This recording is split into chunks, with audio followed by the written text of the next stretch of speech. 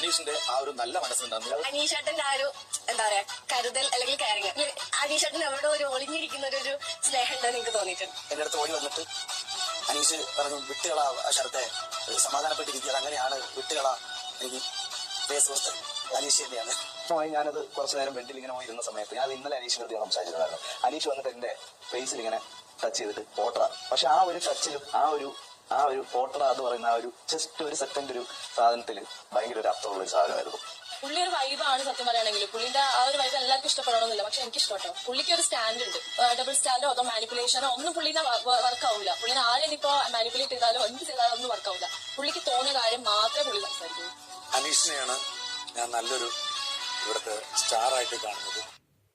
പനി പോയതിനു ശേഷം എന്നോട് അങ്ങനെ പലപ്പോഴായിട്ടും അത്ര ഓക്കെ അല്ലേ, അത് വിടും, അത് ശരിയാവും, അല്ലെങ്കിൽ ഓക്കെ അല്ലേ, അതൊക്കെ ചോദിച്ചിട്ടുള്ള അനീഷേട്ടനാണ്. അപ്പൊ അനീഷേട്ടന് എത്ര ഗെയിമിന്റെ ഭാഗമായിട്ട് ഞാൻ വിമർശിച്ചിട്ടുണ്ടെങ്കിൽ ഞാനിത് മെൻഷൻ ചെയ്യാതെ പോകരുതെന്നുള്ള എനിക്ക് അത്രയും ഉറപ്പുണ്ട്. അപ്പൊ അതുകൊണ്ടാണ് അനീഷേട്ടൻ ഓരോ പ്രശ്നങ്ങളും മനസ്സിൽ വെക്കാതെ അത്രയും ബ്യൂട്ടിഫുൾ ആയിട്ട് ചിരിച്ചിട്ട് എന്നെ സ്വീകരിച്ച ഒരാളാണ്. നിങ്ങൾ വിന്നർ ആവുന്നൊന്നും എനിക്കറിയില്ല, പക്ഷെ നിങ്ങൾ അതൊരു മനുഷ്യനാണ്.